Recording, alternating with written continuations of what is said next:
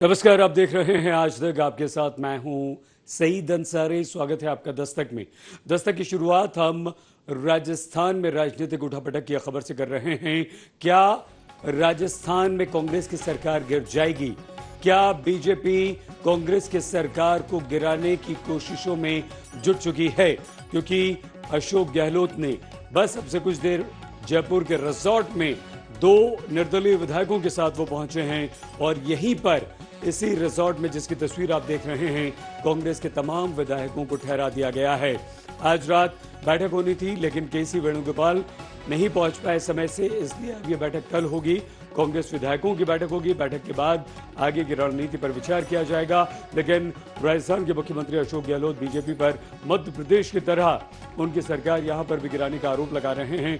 उनके विधायकों की हॉर्स ट्रेडिंग का आरोप भी बीजेपी पर लगा रहे हैं। बैठक के लिए केसी वेणुगोपाल का भी इंतजार किया जा रहा था लेकिन वो लेट हो गए, इसलिए बस अब से कुछ ही देर पहले अशोक गहलोत पहुंचे हैं उस रिसोर्ट। तो अब सवाल यही है कि क्या राजस्थान में कांग्रेस की सरकार खतरे में है? तो गुजरात में कांग्रेस विधायकों में बीजेपी की सेंध क्या लगी, उससे घबराए राजस्थान के मुख्यमंत्री अशोक गहलोत अपने विधायकों की चाक चौबंद में जुट गए। राज्यसभा चुनाव के मद्देनजर इन सभी विधायकों को 5 स्टार रिसोर्ट, जिसकी तस्वीरें अभी हमने आपको दिखाई, उसमें रखा गया है। बस अब से कुछ देर पहले गहलोत वहां पहुंच गए हैं और वो भी अपने साथ 2 विधायकों को लेकर।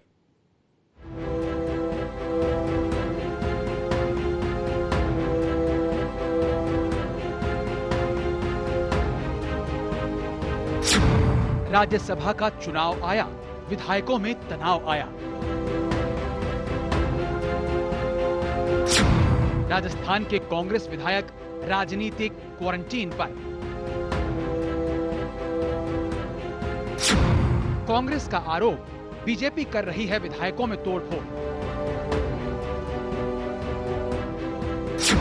विधायकों को कोरोना से नहीं, खरीद फरोख्त से डर लगता है। जयपुर से 25 किलोमीटर दूर इस रिसोर्ट में वो लोग राजनीतिक क्वारंटीन पर हैं, जिनके दम पर राजस्थान की अशोक गहलोत सरकार चलती है और राज्यसभा के लिए कांग्रेस 2 उम्मीदवारों को भेजना चाहती है। कांग्रेस ने अपने और समर्थक विधायकों को इस सुख विलास रिसोर्ट में क्वारंटीन कर रखा है कि यहाँ बीजेपी सेंध नहीं लगा सकती। मुख्यमंत्री अशोक गहलोत तो सीधे सीधे आरोप लगा रहे हैं कि बीजेपी करोड़ों देकर विधायकों को खरीद रही है। हमारे विधायक बहुत समझदार है, वो समझ गई और खूब उनको दारू देने की कोशिश की गई। मेरे घर इस बात का है कि 6 बीएसपी के विधायक आए हमारे साथ, 13 विधायक आए निर्दलीय। हिंदुस्तान के इतिहास में पहला राज्य राजस्थान है जहाँ पर 1 रुपये का सौदा नहीं होता। इन विधायकों के राजनीतिक क्वारंटीन के पीछे का मकसद और खेल समझिए। राजस्थान में राज्यसभा की 3 सीटों के लिए 19 जून को चुनाव है। कांग्रेस का दावा है कि उसके अपने समर्थकों को जोड़कर 123 विधायकों का समर्थन है, जबकि बीजेपी के पास राष्ट्रीय लोकतांत्रिक पार्टी के 3 विधायकों को जोड़कर कुल 75 विधायक हो रहे हैं। राज्यसभा में 1 सीट के लिए प्राथमिक वरीयता के 51 वोट चाहिए। सामान्य तौर पर देखें तो कांग्रेस के 2 और बीजेपी के 1 उम्मीदवार के लिए राज्यसभा का रास्ता बनता है, लेकिन बीजेपी ने भी 2 उम्मीदवारों को मैदान में उतार दिया। अगर वो अपने दोनों उम्मीदवारों को जितवाना चाहती है तो उसके 75 विधायकों के अतिरिक्त 27 और चाहिए, तभी वो 102 का आंकड़ा हो पाएगा। कांग्रेस को शक है कि बीजेपी ने 2 उम्मीदवार इसीलिए उतारे हैं ताकि उनके विधायकों को तोड़कर जीत हासिल कर सके। बीजेपी कह रही है कि कांग्रेस अपना घर बचाए और राज्य के उप मुख्यमंत्री सचिन पायलट कह रहे हैं कि विधायकों की खरीद फरोख्त की बात है ही नहीं। कहीं पर भी अगर कोई प्रमाण मिलता है उस पर उचित कार्रवाई करनी चाहिए। और ये खरीद फरोख्त राज्यसभा चुनावों के लेकर पहले भी कई राज्यों में की गई है, खबरें मिली हैं इस बात को। मुझे लगता है इसी की सुखबुगाहट कहीं आई होगी, इसलिए कंप्लेंट की गई है। बहरहाल जहां तक विधायकों की बात है, जो सिंबल पर जीत कर आए हैं, जो समर्थन कर रहे हैं 1.5 साल से कांग्रेस सरकार को चलाने में, वो सब एकजुट हैं। कोई कितनी कोशिश भी कर ले, लेकिन यहाँ पर जो संख्या बल है वो हमारे पक्ष में है। और अफवाह फैलाकर कोई भी व्यक्ति किसी भी दल का जानबूझकर माहौल को खराब करने की अगर कोशिश भी करता है तो नाकाम होगी। तो मुझे लगता है कि आज प्रत्यक्ष को प्रमाण की आवश्यकता नहीं है। इस बात से साबित हो गया कि सरकार अपने आप को असुरक्षित महसूस कर रही है। भले ही वो बीजेपी पर आरोप लगाएं, लेकिन उनका खुद का घर सुरक्षित नहीं है। उनको अपने विधायकों पर भरोसा नहीं है और इसीलिए इस तरीके की नौबत आज कांग्रेस पार्टी के भीतर आई है।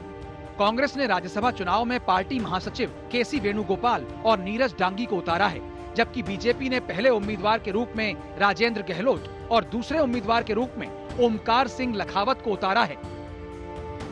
बीजेपी के खेल को भांपकर मंगलवार को आधी रात मुख्यमंत्री निवास से सभी विधायकों को फोन गया कि राज्यसभा चुनाव को लेकर बुधवार की शाम 5 बजे मुख्यमंत्री निवास पर विधायक दल की बैठक है। सभी विधायकों को मुख्यमंत्री निवास 13 सिविल लाइंस पहुंचने का फरमान सुनाया गया। वहां विधायक पहुंचे नहीं कि सुरक्षा कर्मियों ने मुख्यमंत्री आवास में खड़ी लग्जरी बसों में विधायकों को बैठाना शुरू कर दिया। मुख्यमंत्री गहलोत ने कहा कि वो शिव विलास रिसोर्ट में ही सबसे बात करेंगे। इस बीच राजस्थान विधानसभा के मुख्य सचेतक महेश जोशी एक पत्र लेकर राजस्थान के डीजीपी और एंटी करप्शन ब्यूरो के डीजी के पास पहुंचे कि उन्हें विश्वस्त सूत्रों से पता चला है कि उनके विधायकों को बीजेपी प्रलोभन देकर खरीदने की कोशिश कर रही है। जोशी ने जांच कर इस पर कार्रवाई की मांग की। तब तक दिल्ली से चार्टर्ड विमान से राज्यसभा के लिए पर्यवेक्षक नियुक्त किए गए कांग्रेस नेता रणदीप सिंह सुरजेवाला भी जयपुर पहुंच गए। रात को इन विधायकों की बैठक हुई, जिसमें विधायकों ने कहा कि हम तो कपड़े भी लेकर नहीं आए हैं और कुछ ने कहा कि दवाइयां भी लेकर नहीं आए हैं। इस पर सीएम अशोक गहलोत ने 24 घंटे का वक्त दिया कि आप लोग सामान लेकर गुरुवार की शाम 5 बजे तक होटल पहुंच जाएं। कल अशोक गहलोत ने सबको कहा पहुंचने के लिए, लेकिन पर्यटन मंत्री विश्वेंद्र सिंह नहीं पहुंचे, रमेश मीणा नहीं पहुंचे, ये साफ साफ नाराज बताए जाते हैं। आज सुरजेवाला उनके घर गए, उनके घर जाके उनको मना के ले आए, रमेश मीणा से बातचीत की, तो एक एक जो मंत्री नाराज है उनसे बातचीत करने की कोशिश की जा रही है। समय रहते कोशिश की जा रही है कि जिस तरह के हालात वहां मध्य प्रदेश में हुआ तो कांग्रेस ने नजरअंदाज किया, उस जोखिम को राजस्थान में नहीं उठाए। लेकिन उप मुख्यमंत्री सचिन पायलट गुट के विधायक कह रहे हैं कि रिसोर्ट में रखने की जरूरत नहीं। रिजॉर्ट में ले जाकर विधायकों को रखा जा रहा है, वो रखने की आवश्यकता नहीं है। राजस्थान का कांग्रेस में मजबूती है और अभी कल ही तो गए थे, कल मीटिंग हुई थी। सचिन पायलट जी प्रदेश अध्यक्ष हैं, वो कह रहे हैं कि हमें पता नहीं कि किसी विधायक को ऑफर मिला हो, तो आखिर किसको मिला है ऑफर, ये समझ में नहीं आ रहा है। देखिए वो कहने वाले ही जाने, हमें तो किसी ने ऑफर दिया नहीं। कांग्रेस सीधे सीधे आरोप लगा रही है कि उसके विधायकों को 35 करोड़ का ऑफर दिया गया था, जिसमें 10 करोड़ रुपए एडवांस के रूप में दिया जा रहा था। हालांकि किसको ऑफर मिला है और किसने दिया है, इस बात पर सब चुप्पी साधे हुए हैं। लेकिन इस बीच कांग्रेस के लिए राहत की बात यह है कि वसुंधरा गुट के निर्दलीय विधायकों ने अशोक गहलोत को समर्थन देने का ऐलान कर दिया। हमारा यही एक विचार और सोच है कि हम अशोक गहलोत जी जो कोरोना संकट में उन्होंने और मैंने दोनों मिलकर के काम किया, उनके साथ रहने का विचार। पैसे के ऑफर आए? नहीं, इस तरह की कोई बात नहीं। आप तो वसुंधरा राजे के करीबी हैं। मैं करीबी बहुत सारे नेताओं को हूँ, लेकिन अपनी अपनी व्यवस्था और समय के अनुसार चीजें बदलती रहती हैं, चलती रहती हैं। इस सियासी दांव में कांग्रेस के अंदर का वो खेल भी खुल गया जो मुख्यमंत्री अशोक गहलोत और उप मुख्यमंत्री सचिन पायलट के बीच सरकार बनाने के समय से खेला जा रहा है। शरद कुमार, जयपुर, आज तक। तो राजस्थान में दो चीजें हो सकती हैं, एक तो राज्यसभा की सीट जो बड़ा मामला है जिसकी वजह से सब हो रहा है, और सरकार पर भी खतरा ऑपरेशन लोटस के जरिए जो बीजेपी चला रही है। तो ऑपरेशन लोटस है क्या, कब ऐसा हुआ कि बीजेपी ने ऑपरेशन लोटस से जबरदस्त कांग्रेस को डराया। देखिए, मध्य प्रदेश याद होगा आपको, मार्च 2020 में मध्य प्रदेश की कमलनाथ सरकार को गिरा दिया गया था। ज्योतिरादित्य सिंधिया अपने 5 मंत्रियों 22 विधायकों के साथ बीजेपी में शामिल हो गए थे और बहुमत खत्म हो गया था कमलनाथ की सरकार का। उसके बाद एक बार फिर से शिवराज सिंह चौहान की सरकार आ गई थी। याद कीजिए, 2019 जुलाई कर्नाटक में जेडीएस कांग्रेस की सरकार गिर गई थी। येदियुरप्पा सरकार बनाने में सफल हो गए थे। कर्नाटक में उस समय एचडी कुमारस्वामी की अगुवाई वाली कांग्रेस और जेडीएस की सरकार थी। ये गठबंधन सरकार विश्वास मत हासिल नहीं कर सकी थी। विश्वास मत के विरोध में उस समय 105 जबकि पक्ष में 99 पड़े थे और सरकार गिर गई थी। 2017 में मार्च में गोवा में बीजेपी नंबर 2 की पार्टी होकर भी बीजेपी सरकार बनाने में कामयाब रही थी और कांग्रेस को मौका नहीं मिला था। 40 विधानसभा सीटों में से 17 बीजेपी में से 17 कांग्रेस, बीजेपी 13, महाराष्ट्रवादी गोमांतक, गोवा फॉरवर्ड, अन्य के पास 3-3 सीटें थी। उसके बावजूद बीजेपी ने अपनी सरकार गोवा में बना ली थी। तो यही है ऑपरेशन लोटस और इसमें ये 3 ऐसी बड़ी चीजें थी, बड़ी बातें थी जहां पर कांग्रेस फंसी थी और राजस्थान में उसे लग रहा है डर। रुख दिल्ली का। दिल्ली में सरकार ये दावा करती है कि अस्पतालों में बेड्स की कमी हम नहीं होने देंगे, लेकिन कई सारे प्राइवेट अस्पतालों में न तो बेड हैं, न वार्ड हैं, वेंटिलेटर की बात तो आप छोड़ ही दीजिए। और जहां वेंटिलेटर्स हैं वहां भर्ती करने के लिए अस्पताल 5-5 लाख रुपए दिल्ली में मांग रहे हैं। इन प्राइवेट अस्पतालों ने इस कोरोना की आपदा को मुनाफे के अवसर में बदल लिया है। एडमिट कराना जगतपुरी से 3 दिन पहले पॉजिटिव आया था, सेल्फ क्वारंटाइन किया हुआ था। बेड नहीं है, हम मना कर रहे हैं, बेड नहीं है।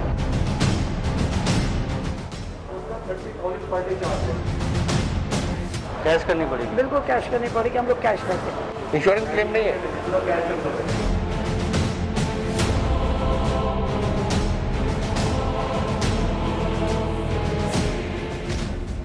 दिल्ली में तेजी से बढ़ रहे कोरोना के मामले, लेकिन मरीजों को बेड मिलना सबसे मुश्किल काम। दिल्ली में प्राइवेट अस्पतालों की नजर आपकी जेब पर। प्राइवेट अस्पतालों में नहीं चल रहा मेडिकल इंश्योरेंस। एक मरीज के लिए प्राइवेट अस्पतालों को चाहिए 5 से 7 लाख रुपए। सबसे पहले आप दिल्ली के सीएम अरविंद केजरीवाल के घर से चंद कदमों की दूरी पर बने संत परमानंद हॉस्पिटल चलिए, जो कहता है कि वहां इंश्योरेंस नहीं चलेगा और जनरल बेड के लिए 5 लाख रुपए और आईसीयू के लिए सीधे 7 लाख रुपए की डिमांड रख दी। मेरे कजन को कोविड पॉजिटिव है, उसको लाना है, क्या करें? क्या नाम है? मोहित गोयल। क्या करना है आपको? एडमिट कराना है जगतपुरी से 3 दिन पहले पॉजिटिव आया था, सेल्फ क्वारंटाइन किया हुआ था, लेकिन अब उसकी बुखार होता है। हाँ चार्जेस जो अगर आप इकोनॉमी लेते हैं, हाँ, तो उसका 30,000 पर डे चार्ज है, ये में लगा हुआ है। तो हमारा तो उसमें है इंश्योरेंस क्लेम नहीं है। पेमेंट करना पड़ेगा बाद में, अगर बिल से होता है तो और 7 लाख। 7 लाख की बात सुनकर चौंकना लाजमी था। अप्लाई नहीं हो रहा है, आप कहीं से बात करने। उन्होंने तो बोला कैश जमा कराना पड़ेगा। इसके बाद हमने इमरजेंसी वार्ड में तैनात डॉक्टर से बात की। डॉक्टर ने भी मुहर लगा दी कि इलाज कराना है तो कैश पहले ही जमा कराना है। कंडीशन कैसी है? बुखार आ रहा है उसको, पहले तो नहीं थे सिम्टम्स, लेकिन 3 दिन से बुखार आना ज्यादा हो गया है। तो वो दे रहे थे, लेकिन एज क्या? 25 साल। 25 साल ठीक है। अगर पेशेंट स्टेबल कंडीशन है तो हम नॉर्मल वार्ड में शिफ्ट करेंगे, एक आइसोलेटेड वार्ड है। अगर पेशेंट कंडीशन सीरियस है तो आईसीयू में शिफ्ट करना पड़ेगा। आईसीयू का मतलब इनिशियल डिपॉजिट है 7 लाख, नॉर्मल वार्ड का है 5 लाख। हम जो कह रहे हैं वो 16 आने सही है। हमारे रिपोर्टर कोरोना मरीज को भर्ती करवाने के लिए दक्षिण दिल्ली के मशहूर बत्रा हॉस्पिटल में पहुंचे। वहां बेड को लेकर उनके क्या नखरे और डिमांड हैं, ये सुन लीजिए। इतना गला मेरा खराब कर दिया आप लोगों ने। कोविड आप लोगों को मुसीबत मेरी है, मैं ये बिल्कुल मुसीबत है। मैं इसलिए अंदर आने भी नहीं, मैं कहती मतलब बेड नहीं है, हम मना कर रहे हैं, बेड नहीं है। आप मेरे पास आए हो इतने विश्वास से, कोई बेड तो मैं दूंगी आपको। पेमेंट देखिए आप जमा करेंगे, कौन करेगा? कैश करनी पड़ेगी। कैश करनी पड़ेगी? बिल्कुल कैश करनी पड़ेगी, हम लोग कैश करते हैं। अच्छा, कितना का बेड? देखिए अगर कौन सा बेड चाहिए, बहुत लोअर वाला है तो सब आइसोलेशन। हाँ। कम से कम 1 लाख हम जमा करा रहे हैं। अच्छा, उनको बता दीजिएगा कैसे बुलाएंगे, उनको पेमेंट बता दीजिए। बेड जैसे होगा मैं बुला लेती हूँ। हाँ, मेल और फीमेल 2 है, एक साथ है। हाँ, एक वाइफ साथ हस्बैंड है। तो कोई बात नहीं, हम बुला लेंगे, लेकिन 1-1 लाख जमा करना है वो आप बात करो। पेमेंट उनके पास वो है ना। मैंने बहुत कम बताया आपको, हम लोग 2-2, 3-3 लाख में लेते हैं। अच्छा, आपने शेयरिंग रूम के लिए कम बताया आपने? अब मैं तो कम बताया कि हम रूटीन में 1-1 लाख लेते। अब हम आपको ऐसे अस्पतालों की सच्चाई दिखाने जा रहे हैं जहां कोरोना से इलाज की कोई तैयारी नहीं है। प्राइवेट अस्पतालों के पास ना बेड, ना वार्ड, ना वेंटिलेटर। दिल्ली सरकार के ऐप से अस्पतालों का मेल नहीं।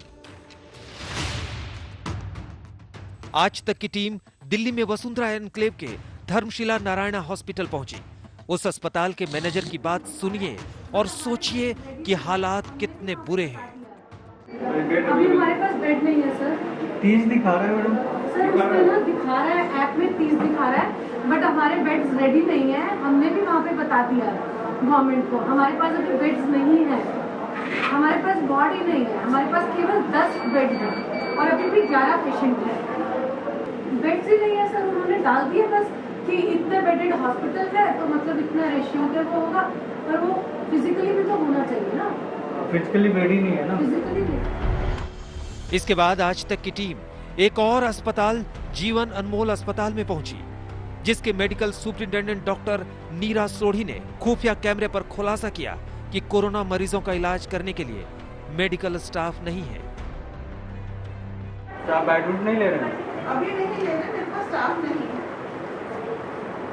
तो ऐप पे तो दिखा रहा है कि 20 सीटें खाली हैं आपके। तो ऐप पे दिखा रहा है, पर स्टाफ के साथ ही एडमिशन होगी ना, स्टाफ तो चाहिए ना।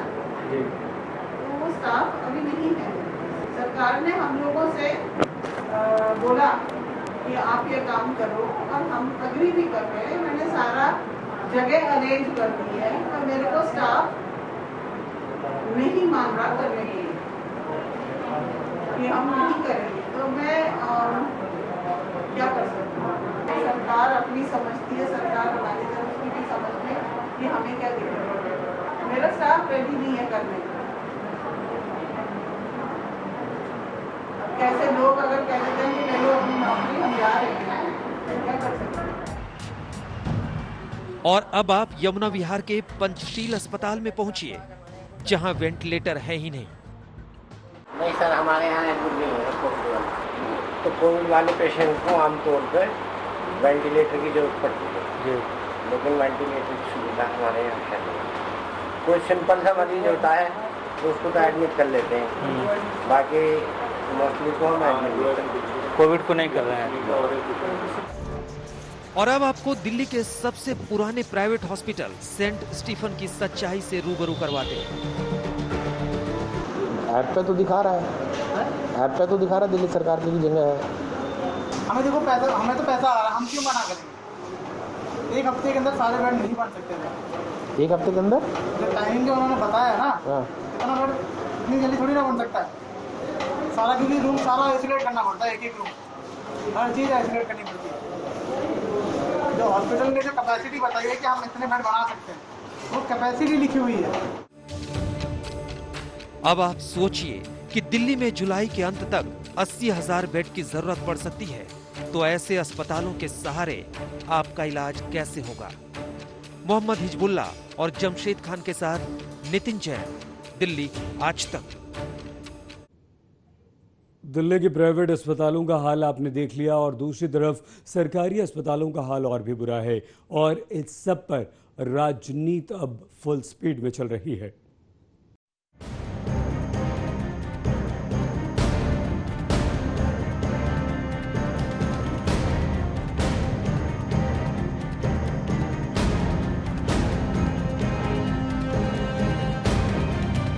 दिल्ली में कोरोना कह रहा है कि दम नहीं छोड़ेगा और राजनेता कह रहे हैं कि वो सियासत नहीं छोड़ेंगे। आम आदमी पार्टी और बीजेपी के सियासी झगड़े में एमसीडी भी कूद पड़ी। दक्षिण एमसीडी के चेयरमैन भूपेंद्र गुप्ता का दावा है कि इतने लोग मर रहे हैं जिनसे दिल्ली के शमशान घाट फुल हो गए हैं। कुल मिलाकर 2098 पूरे तीनों निगमों के अंदर 2098 डेथ हो चुकी हैं, तीनों निगमों के अंदर आज की डेट तक।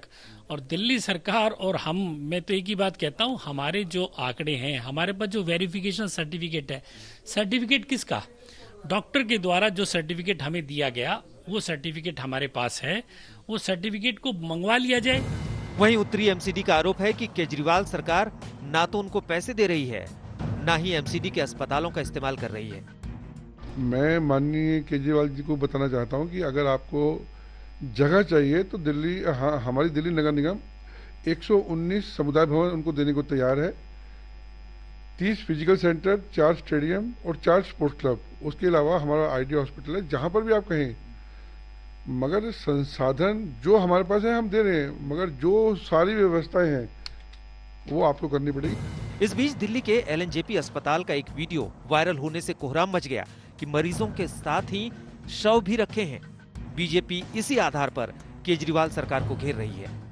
जो दिल्ली सरकार का डेडिकेटेड कोविड हॉस्पिटल है, बहुत ही दुख भरी तस्वीरें, दुख भरे वीडियो इतने दिल दहलाने वाले वीडियो देखकर वास्तव में मन बहुत दुखी हुआ है कि आखिर दिल्ली सरकार कर क्या रही है। दिल्ली में पिछले 24 घंटे में 1887 मामले आए हैं, जो अब तक का सबसे बड़ा उछाल है। बीते 24 घंटे में दिल्ली में 65 मौत हुई है। दिल्ली में अब तक मौत का आंकड़ा 1085 हो चुका है, जबकि मामले हो चुके हैं 34,687। लेकिन कोरोना के बढ़ते मामलों के बीच दिल्ली सरकार का दावा है कि वो बेहतर इंतजाम कर लेगी। 30 जून तक लगभग एक्सपेक्टेशन है कि 15,000 बेड की आवश्यकता होगी, जिसको हम 15,000 बेड को 20 तारीख से पहले तैयार कर लेंगे। अभी हमारे पास लगभग 11,000 की तैयार हो चुकी है। दिल्ली के अस्पतालों का हाल आप देख रहे हैं, लेकिन डराने वाली तस्वीरें सरकार को नहीं दिखती हैं, बस उनके दावे ही दिख रहे हैं। अंकित यादव के साथ पंकज जैन, दिल्ली आज तक। और आखिर में एक बड़ी खबर सुप्रीम कोर्ट से, जिसने आरक्षण पर एक बड़ी टिप्पणी की है। एक याचिका पर सुनवाई के दौरान सुप्रीम कोर्ट ने यह साफ कर दिया है कि आरक्षण मौलिक अधिकार नहीं है।